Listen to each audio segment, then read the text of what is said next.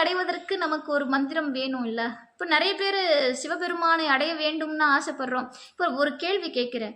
நாம இறைவனை பார்க்க வேண்டும் என்று ஆசை கொள்கிறோமா? அல்லது இறைவனிடம் கேட்க வேண்டும் என்று ஆசை கொள்கிறோமா? இது நம்ம கேட்கணுமா இல்லையா? உண்மையில் நாம் ஆசை கொள்வது இறைவனிடம் கேட்கத்தான் இல்லையா? ஆமா தானே? இப்போ அருணகிரிநாதர்லாம் அப்படி ஆசைப்படல. இப்போ நால்வர் பெருமக்கள் அப்படி ஆசைப்படல. பெரிய புராணம் படிச்சோம்னா தெரியும்.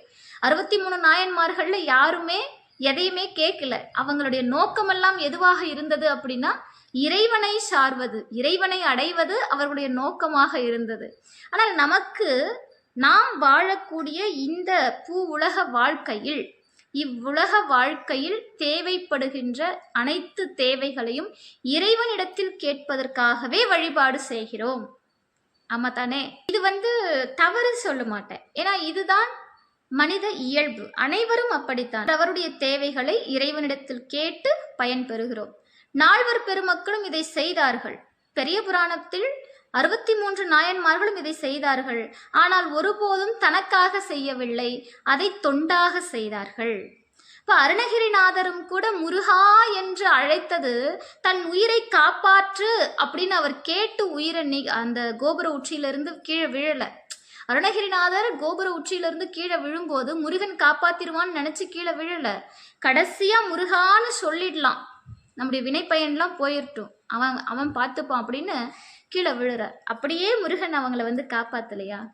அப்படி நாம் நமக்குள்ள கேட்டுக்கணும், உண்மையில் நாம் இறைவனுடைய அருளை பெறுவதற்கு வழிபாடு செய்கிறோமா அல்லது நம்முடைய தேவைகள் பூர்த்தி ஆவதற்கு வழிபாடு செய்கிறோமா அப்படின்னு நாம கேட்டுக்கணும். அப்ப அதன் அடிப்படையில் நம்முடைய சௌபாக்கியங்களும் அமைந்து விடும். இப்போ இகப்பர சௌபாக்கியம் நமசிவாயவும் சிவாய நமவும் சொல்லணும். இந்த சிவாய நம என்ன சொல்வோருக்கு அபாயம் ஒன்றும் இல்லைன்னு அவ்வை பிராட்டியாரே சொல்லிட்டார்.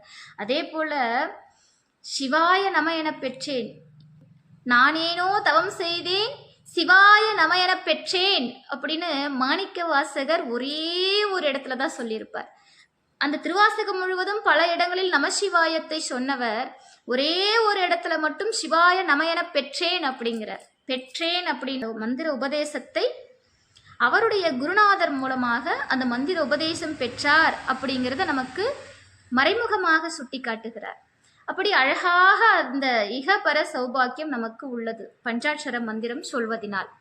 இப்போ இந்த 2 சௌபாக்கியங்களும் ஒரு சேர நமக்கு கிடைச்சிடணும் இல்லையா? இப்போ 2 மந்திரத்தை சொல்லிக்கிட்டு இருக்க முடியுமா?